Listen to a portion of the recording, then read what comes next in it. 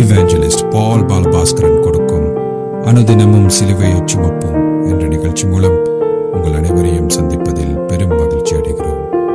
இந்த நிகழ்ச்சி உங்களுக்கு ஆசீர்வாதமாக இருந்தால் இதனை மற்றவர்களுக்கும் எடுத்துச் செல்ல வேண்டும் என்று உங்களை அன்புடன் வேண்டிக் கொள்கிறோம். தேவனுடைய கிருபையும் அன்பும் சமாதானமும் உங்கள் அனைவரோடும் கூட இருப்பதாக. ஆமேன். நான் இவாஞ்சலிஸ்ட் பால் பாலபாஸ்கரன். அனுதினமும் சிலுவை சுமப்போம் என்ற இந்த நிகழ்ச்சியில் மறுபடியும் என் சகோதரர்கள், என் சகோதரிகள், என் நண்பர்கள் எல்லோரையும் சந்திப்பதில் நான் பெரும் மகிழ்ச்சி அடைகிறேன். இந்த அருமையான நேரத்தை கர்த்தராகிய இயேசு கிறிஸ்து எங்களுக்கு ஒதுக்கி தந்திருக்கிறார். இந்த நேரத்தில் கர்த்தருடைய வேத வார்த்தைகளை உங்களோடு பகிர்ந்து கொள்வது எனக்கு மிகுந்த சந்தோஷத்தை அளிக்கிறது என்பதை நீங்கள் அறிந்து கொள்ள வேண்டும். கர்த்தருடைய வார்த்தை என சொல்லப்படும் பொழுது ஆதியாகமம் 1:1 இருந்து வெளி 22:21 வரையும் சொல்லப்பட்ட சகல வாக்கியங்களும் கர்த்தருடைய வார்த்தை என்று சொல்லப்பட்டிருக்கிறது. இப்போ அந்த கர்த்தருடைய வார்த்தை என்று சொல்லி நம்முடைய இருதயத்தில் நாம் அதுகளை உறுதியாக நாட்டி வைத்திருக்க வேண்டும். ஏனென்றால் கர்த்தருடைய வார்த்தை எந்த காலத்திலும் சிலுவையில் அறையப்பட்ட இயேசு கிறிஸ்துவை பற்றியே பிரகடனப்படுத்துகிறது என்ற உண்மையை நாம் தெளிவாக அறிந்து அதை நம்முடைய இருதயத்தில் நிலைநாட்டி வைத்திருக்க வேண்டும். இப்பொழுது நாம் வேத வார்த்தைக்கு செல்வோம். 1 நாளாகமம் 13:7-12 13ஆம் அதிகாரம் 7ஆம் வசனத்திலிருந்து 12ஆம் வசனம் வரை. அவர்கள் தேவனுடைய பெட்டியை அபினதாவின் வீட்டிலிருந்து ஒரு புது ரதத்தின் மேலேற்றி கொண்டு வந்தார்கள். ஊசாவும் அகியோவும் ரதத்தை நடத்தினார்கள். தாவீதும் சகல இஸ்ரவேலரும் தங்கள் முழு பலத்தோடும் தேவனுக்கு முன்பாக சுரமண்டலங்களையும் தம்புருக்களையும் மேளங்களையும் கைத்தாளங்களையும் பூரிகைகளையும் சேவித்து மகிழ்ச்சியாய் ஆடி பாடினார்கள். அவர்கள் கீதோனின் களம் மட்டும் வந்தபோது மாடுகள் இடறினபடியால் ஊசா பெட்டியை பிடிக்க தன் கையை நீட்டினான். அப்பொழுது கர்த்தர் ஊசாவின் மேல் கோபம் உண்டவராகி அவன் தன் கையை பெட்டி அண்டைக்கு நீட்டினதன் நிமித்தம் அவனை அடித்தார். அங்கே அவன் தேவ சமூகத்தில் செத்தான்.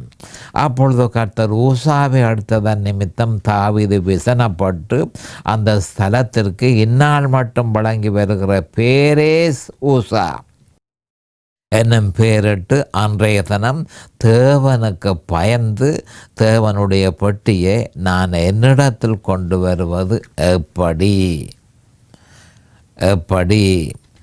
வேத வார்த்தைக்கு நான் தெரிந்து கொண்ட தலையங்கம் புது ரதம், ஊசாவின் மரணம், தாவீதின் விசனம். மறுபடியும் சொல்கிறேன், இந்த நீண்ட வேத வார்த்தைகளுக்கு நான் கொடுத்திருக்கிற தலையங்கம் புது ரதம், ஊசாவின் மரணம், தாவீதின் விசனம். நாம் இப்பொழுது ஜெபத்திற்கு கடந்து செல்லுவோம். அருமையானங்கள் பிதாவே, உமக்கு ஸ்தோத்திரம். பரலோகத்தின் தேவனே, உமக்கு ஸ்தோத்திரம். உம்முடைய குமாரன் இயேசு கிறிஸ்துவ பலியாக சிலுவையிலே ஒப்பு கொடுத்து அவருடைய வெளியேறப்பெற்ற இரத்தத்தினால் எங்களை தேவரில் மீட்டு கொண்டதற்காக உமக்கு இன்றைக்கும் ஸ்தோத்திரம். காலதோறும் உம்முடைய கிருபைகள் புதியவைகளாயிருப்பதற்காக ஸ்தோத்திரம். கிருபையினாலும் இரக்கங்களினாலும் தேவரின் நிறங்களை முடிசூட்டினீர், அதற்காக இன்றைக்கும் ஸ்தோத்திரம். இந்த நேரத்தில் இதை கேட்டுக்கொண்டிருக்கிறேன் சகோதர சகோதரிகள் நண்பர்கள் எல்லோரையும் தேவரில் ஆசீர்வதித்து அபிஷேகித்து பிரகாசமான மனக்கண்களை அவர்களுக்கு கொடுத்தருள வேணுமென்றும் அதே நேரம் அடியேனையும் அபிஷேகித்து உம்முடைய வேத வார்த்தைகளை நிதானமான முறையில் போதிக்க உம்முடைய பரிசுத்த ஆவியானவர் அவரே முன்னின்று போதனையை செய்ய வேணும் என்று இயேசு கிறிஸ்துவின் நாமத்தினால் கேட்டுக்கொள்கிறேன் பிதாவே.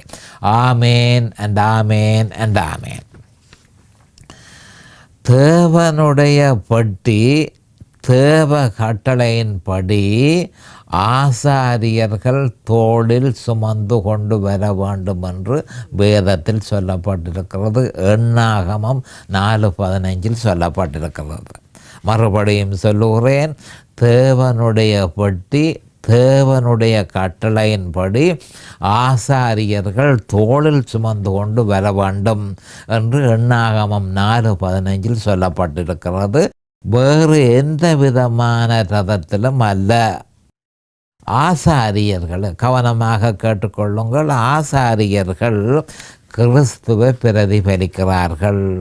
இந்த அடையாளம் கர்த்தருடைய பிரசன்னம் கிறிஸ்துவிலேயே உண்டு என்பதனையும் கிறிஸ்துவுக்கு உள்ளேயே உண்டு என்பதனையும் படம் பிடித்து காட்டுகிறது. இங்கு கவனிக்க வேண்டிய ஒரு மிக முக்கியமான விஷயம் என்னென்று சொன்னால், மனுஷனால் உருவாக்கப்படும் எதுவாயிருந்தாலும், மனுஷனால் உருவாக்கப்படுவது எதுவாயிருந்தால் என்ன, அவைகள் யாவும் ஒவ்வொரு விதமான புது ரதமே என்றதை நாம் தெளிவாக அறிந்து கொள்ள வேண்டும். அது நிச்சயமாக தோல்வியிலேயே முடியும். விருத்த சேதனமில்லாத பெலிஸ்தியர்கள் கர்த்தருடைய பெட்டியை திருப்பி அனுப்புவதற்கு புது ரதத்தை உருவாக்கினார்கள் என்று 1 சாமுவேல் 5:7 சொல்லப்பட்டிருக்கு. அப்படியே தாவீதும் செய்திருக்கிறான். அவ்விசுவாசிகளாகிய பெலிஸ்தர் செய்த அதே மாதிரியே தாவீதும் செய்ததை நாம் காணக்கூடியதாக இருக்கிறது. உலகம் தற்பொழுது கிறிஸ்தவ சபைகளுக்குள்ள உட்பிரவேசித்து விட்டது. இதன் பிரதிபலன், கவனமாக கேட்டுக்கொள்ளுங்கள், புது புது ரதங்களாக வந்து கொண்டிருக்கிறது. அப்போ செய்ய வேண்டியது என்ன, நாட வேண்டியது என்ன என்பது தேவனுடைய வார்த்தையிலேயே உண்டு என்று சொல்லி 2 பேதுரு 1:3 சொல்லப்பட்டிருக்கிறது. வேத வார்த்தையை விட்டு விலகினால் அது மரணத்தையே ஏற்படுத்தும் என்பதை நாம் தெளிவாக அறிந்து கொள்ள வேண்டும். எண்ணாகமம் 4:15, உபாகமம் 10:8, யோசுவா 3:8-14 இதை பற்றி தெளிவாக சொல்லியிருக்கிறது.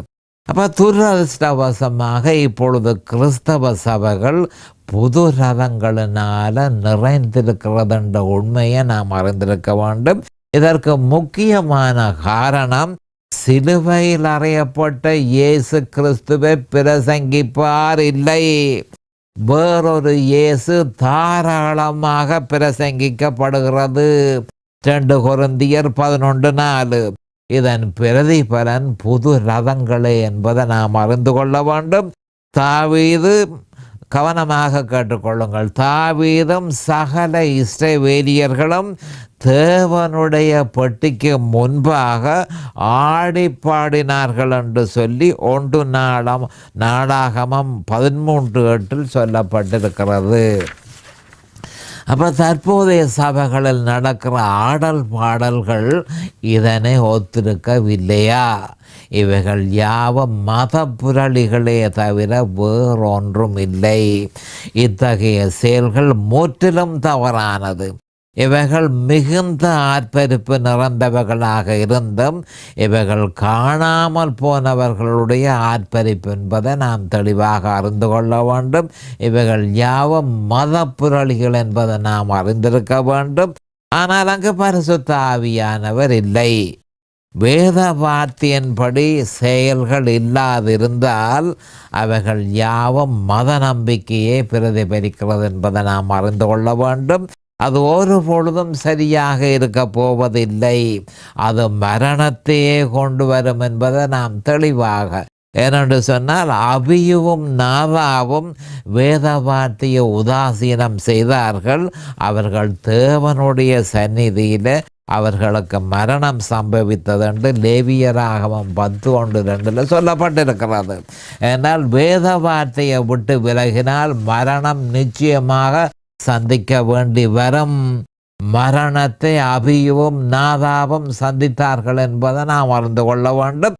ஏனென்றால் அவர்கள் வேத வார்த்தையை விட்டு விலகி தங்கட வழியை பின்பற்றினார்கள். ஏன் புது ரதத்தின் மேல் பட்டியை கொண்டு வர முடியாதென அதிகமான கிறிஸ்தவர்கள் ஆச்சரியப்படுகிறார்கள். பெலிஸ்தியர் புது ரதத்தில் வைத்தவர்கள் வைத்தல்லவா தேவனுடைய பட்டியை திருப்பி அனுப்பினார்கள் என்று அவர்கள் காரணமும் காண்பிக்கிறார்கள். துரதிருஷ்டவசமாக தற்போதைய கிறிஸ்தவ சபைகள் புது ரதங்களினாலும் உலகத்தினுடைய வழிமுறைகளினாலும் நிறைந்து போயிருக்கிறது. மனுஷனால் ஏற்படுத்தப்பட்ட ஏதுவும் புது ரதங்களே என்பதை அறிந்து கொள்ள வேண்டும். அதன் முடிவு நிச்சயமாக மரணமே. தேவனுடைய பெட்டி ஆசாரியர்களின் தோள் மூட்டில் வைத்தே சுமக்கப்பட வேண்டும் என்பது தேவனுடைய கட்டளையாக இருக்கிறது.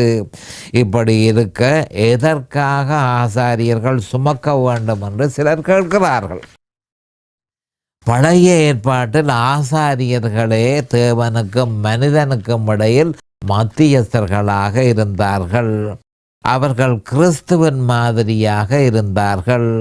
அவர்கள் பரிபூரணமற்றவர்களாகவும் மனிதர்களாகவும் இருந்தபடியால் நிஜத்தை பிரதிபலிக்கிற மாதிரியாக இருந்தனர். அவர்கள் நிஜமல்ல, அவர்கள் நிழல் என்பதை நாம் தெளிவாக அறிந்து கொள்ள வேண்டும். அவர்களே உடன்படிக்கை பெட்டியை சுமப்பதற்கு தேவனால் வேத வார்த்தையின்படி தகுதி பெற்றவர்கள் என்பதை நாம் அறிந்து கொள்ள வேண்டும். இதனை தாவீது அறிந்திருக்க வேண்டும். எல்லாவற்றிற்கும் மேலாக அங்கிருந்த பிரதான ஆசாரியர்கள் இதனை பற்றி நன்கு அறிந்திருக்க வேண்டும். ஆனால் அவர்கள் அதனை அறிந்திருக்கவில்லை என்பது தெளிவாக அறியக்கூடியதாக இருக்கிறது. அவர்கள் தேவனுடைய உடன்படிக்கப்பட்டிய புது ரதத்தில் கொண்டு வர தீர்மானித்தார்கள்.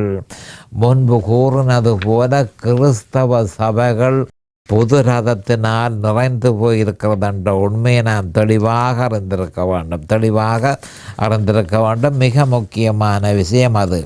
என்றால் அநேகமான கிறிஸ்தவ சபைகள் புது ரதங்களால் நிறைந்து போயிருக்கிறது.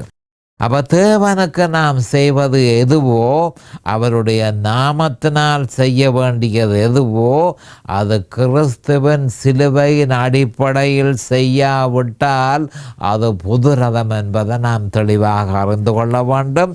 அத்தகைய முயற்சி ஒரு பொழுதும் தேவனால் அங்கீகரிக்கப்பட மாட்டாது. இதன் பொருள் சகல தொழுகைகளும் கிறிஸ்துவின் சிலுவையின் அடிப்படையிலேயே மேற்கொள்ளப்பட வேண்டும்.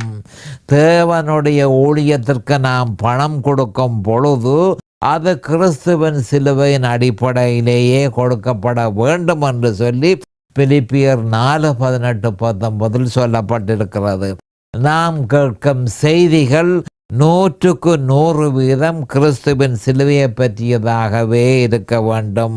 அது எப்படியெனில் எப்பொழுதும் நம்முடைய விசுவாசத்தின் குறிக்கோள் கிறிஸ்துவின் சிலுவையிலேயே இருக்க வேண்டும் என்பதை நாம் தெளிவாக அறிந்திருக்க வேண்டும். அந்த அடிப்படையில் தற்போதைய கிறிஸ்தவ சபைகள் செயற்படுகிறதா என்றால் இல்லை என்றே சொல்ல வேண்டியதாக இருக்கிறது. இதன் பிரதிபலனை பார்ப்போம். எந்த ஒரு விசுவாசியும் கிறிஸ்துவின் சிலுவையை பற்றிய சுவிசேஷத்தை ஏற்றுக்கொள்ளாவிடில் அவனுடைய ஆவி பலவீனமடைந்து காலகதியில் அவன் தன்னுடைய ஆத்துமாவையே இழந்து போவான் என்பதை நாம் அறிந்திருக்க வேண்டும். தனிப்பட்ட முறையில் விசுவாசி ஆத்துமாவில் பலவீனம் அடைவது மட்டுமல்ல, கிறிஸ்தவ மார்க்கங்களும் தம்முடைய வழியை இழந்து வேத வாக்கியங்களில் நம்பிக்கை இழந்து உலகத்தின் வழியை பின்தொடருவார்கள் என்பதை நாம் அறிந்திருக்க வேண்டும். எந்த உபதேசமும், எந்த திட்டமும், எந்த ஆலோசனையும் தேவனிடத்திலிருந்து வந்ததென ஒருவன் கூறுவானாயின் அது கிறிஸ்துவின் சிலுவையின் அடிப்படையிலேயே உருவாகி இருக்க வேண்டும். அதன் அஸ்திவாரம் கிறிஸ்துவின் சிலுவையிலேயே இருக்க வேண்டும். அப்படி இல்லையேல் அவை யாவும் புது ரதங்களே என்பதை நாம் தெளிவாக அறிந்து கொள்ள வேண்டும். கிறிஸ்துவின் சிலுவையின் அடிப்படையில் எந்த ஆலோசனையும் எந்த திட்டமும் இருக்காவிடில் அவைகள் யாவும் புது ரதங்களே என்பதை நாம் அறிந்து கொள்ள வேண்டும். வேத வாக்கியத்தின்படி 1 நாளாகமம் 13:8 சொல்லியிருக்கிறபடி தாவீதும் சகல இஸ்ரவேலரும் தங்கள் முழு பலத்தோடும் தேவனுக்கு முன்பாக சுர மண்டலங்களையும் தம்புருக்களையும் மேளங்களையும் கைத்தாளங்களையும் பூரிகைகளையும் சேவித்து மகிழ்ச்சியாய் ஆடி பாடினார்கள் என்று சொல்லப்பட்டிருக்கிறது. எவ்விதமான மன கிளர்ச்சிகளை காண்பிக்கப்பட்டால் என்ன, எவ்வளவு தீவிரமாக இருந்தால் என்ன, மத அடிப்படையில் ஏற்படுத்தப்படும் அதன் சடங்குகள் பார்ப்பதற்கு பிரமிப்பை ஏற்படுத்தினால் என்ன, கிறிஸ்துவின் சிலுவையின் அடிப்படையில் அவைகள் இல்லாவிடில் அதன் முடிவு மரணமே. தற்போதைய அநேகமான கிறிஸ்தவ சபைகள் தம்முடைய ஆவிக்குரிய மலட்டு தன்மையை மிகுந்த ஆரவாரத்தினால் மூடி மறைக்க முயற்சிக்கிறார்கள். ஆனால் அதனுடைய அர்த்தம் எல்லாம் சரி என்பதல்ல. தாவீதுக்கு சரியாக தென்பட்டவர்கள் வெகு சீக்கிரத்தில் தவறென்று நிரூபிக்கப்பட்டது. தம்முடைய கவனமாக கேட்டுக்கொள்ளுங்கள். நம்முடைய விசுவாசத்தின் குறிக்கோள் கிறிஸ்துவின் சிலுவையில் இருக்கும் பொழுதே அதற்கு தேவ அங்கீகாரம் கிடைக்கிறது. இதன் பொருள் சடங்குகளையோ கிரியைகளையோ தேவன் கவனிப்பதில்லை, அவர் விசுவாசத்தையே கவனிக்கிறார் என்பதை நாம் தெளிவாக அறிந்து கொள்ள வேண்டும். அநேகமான புஸ்தகங்கள் என்றுமில்லாதவாறு விசுவாசத்தை பற்றி எழுதப்பட்டிருக்கிறது என்பதை நாங்கள் கிறிஸ்டியன் புக் ஸ்டோர்ஸில் இலகுவாக காணக்கூடியதாக இருக்கிறது. ஏராளமான புஸ்தகங்கள் விசுவாசத்தை பற்றி எழுதப்பட்டிருக்கிறது. அவைகள் மனுஷ ஞானத்தினால் தேவனை அறிய முயற்சிக்கிறதை தவிர வேறொன்றும் இல்லை. யாக்கோபு அதனை பேத்தனத்துக்கு அடுத்தது என கூறியிருக்கிறார். யாக்கோபு 3:15. பவுல் அப்போஸ்தலர் இவைகளை நான் தேவனுடைய கிருபையை விருதாவாக்குவதில்லை, நீதியானது நியாய பிரமாணத்திலான வருமானால் கிறிஸ்து மரித்தது வீணாயிருக்குமே என்று சொல்லி கலாத்தியர் 2:21 சொல்லப்பட்டிருக்கிறது. அது எப்படி என்றால், மனுஷ ஞானத்தினால் எல்லாவற்றையும் பெற முடியுமா இருந்தால் பரலோகத்தில் இருந்து கிறிஸ்து இந்த பூலோகத்துக்கு வந்து மரிக்க வேண்டிய அவசரம் இல்லை என்று தான் பவுல் அப்போஸ்தலர் கலாத்தியர் 2:21 சொல்லியிருக்கிறார். இப்படி இருக்க கர்த்தர் ஊசாவை அடித்ததன் நிமித்தம் தாவீது விசனப்பட்டான். தாவீது விசனப்பட்டான் என்று சொல்லப்பட்டிருக்கிறது. அதில் கவனமாக நாங்கள் அறிய வேண்டிய விஷயம் என்ன மாதிரி என்று சொன்னால், தேவ சமூகத்தில் தாவீது அடிக்கப்பட்டான் என்று சொல்லப்பட்டிருக்கிறது. என்ன மாதிரி கவனமாக கேட்டுக்கொள்ளுங்கள். அப்பொழுது கர்த்தர் ஊசாவின் மேல் கோபம் மூண்டவராகி அவன் தன் கையை பெட்டி அண்டைக்கு நீட்டினதன் நிமித்தம் அவனை அடித்தார். அவன் தேவ சமூகத்தில் செத்தான் என்று சொல்லப்பட்டிருக்கிறது. அப்போ தாவீது விசனப்பட்டான். இந்த சம்பவத்தை கண்டு தாவீது விசனப்பட்டான் என்று நாம் அறியக்கூடியதாக இருக்கிறது. அப்போ விசனம் என்று சொன்னால் துக்கப்படுவது. தாவீது துக்கப்பட்டான். அவன் துக்கப்படுவது பொருத்தமானது என்பதை நாம் அறிந்து கொள்ள வேண்டும். ஏனென்றால் அவனிலும் ஒரு பகுதி குற்றம் சுமந்திருந்தது. அவனிலும் ஒரு பகுதி குற்றம் சுமந்திருந்தது. தாவீது வேத வார்த்தையின்படி நடத்தியிருந்தால், தாவீது வேத வார்த்தையின்படி நடத்தியிருந்தால் கர்த்தருடைய பெட்டியை எப்படி தன்னிடத்திற்கு கொண்டு வருவது என்பதனை அறிந்திருக்க முடியும். அவன் வேத வார்த்தையை, அதாவது ஆலோசனை வேத வார்த்தையோடு நடத்தவில்லை. கர்த்தரோடு பெட்டியை கொண்டு வரத்துக்கு ஆலோசனை நடத்தவில்லை. மற்ற எல்லாரோடும் ஆலோசனை நடத்தினான். ஆனால் கர்த்தரோடு அவன் ஆலோசனை நடத்தவில்லை. நடத்தி இருந்தானா இருந்தால் எப்படி பெட்டியை கொண்டு வரதண்ட விவரம் அவனுக்கு தெரிய வந்திருக்கும். ஆகையால் ஊசாவின் மீது தண்டனை பெறுவதற்கு அவனும் பொறுப்பாய் இருந்தான். அவனுடைய முதிர் வயதின் காலத்தில் கர்த்தருடைய பெட்டியை பொறுத்தளவில் அதனை எப்படி கையாளுவது என்பதனை பற்றி எல்லாரையும் விட அவன் அறிந்தவனாயிருந்தான். அப்போ தாவீதை பொறுத்தளவில் நாம் அறிய வேண்டியது அங்கே இருக்கிற எல்லா மனுஷர்களையும் விட தாவீது பரிசுத்த ஆவியினால நிரம்பின ஒரு மனுஷன். அவனுக்கு கர்த்தரை பற்றி அதிகமாய் தெரியும். என்ன மாதிரி இதனை நடத்துறதுன்னு சொல்லி அவனுக்கு நல்லா தெரியும். பெட்டியை எப்படி சுமக்கிறதுன்னு சொல்லி அவனுக்கு நல்லா தெரியும். அப்போ ஏன் அவன் தவறுபட்டான் என்று சொன்னால், அவன் செய்தது என்னன்னு சொன்னால், அவன் கர்த்தரோடு ஆலோசனை நடத்தவில்லை, மற்ற எல்லாரோடும் ஆலோசனை நடத்தினான். தாவீது விசனப்பட்டானோ இல்லையோ, தேவன் தன்னுடைய வார்த்தையை ஒரு பொழுதும் மாற்றுவதற்கில்லை. எல்லாரையும் விட ஊசாவுக்கு இன்னும் அதிகமாய் தெரிந்திருக்க வேணும். ஏனென்றால் கர்த்தருடைய பெட்டி அவன் வீட்டில் இருந்தது. அவன் அபினதாவின் குமாரன் என்பதை நாம் அறிந்து கொள்ள வேண்டும். அவனுடைய வீட்டிலேயே பல வருஷ காலமாக அந்த பெட்டி இருந்தது என்று சொல்லி 1 சாமுவேல் 7:1 சொல்லப்பட்டிருக்கிறது. ஆயினும் கர்த்தருடைய பெட்டியை எப்படி பராமரிக்க வேண்டும் என்பதனை அவன் அறியவில்லை. வேத வார்த்தை என்ன சொல்லுகிறது என்பதனை பற்றி அவன் அவ்வளவாய் கவலைப்படவில்லை.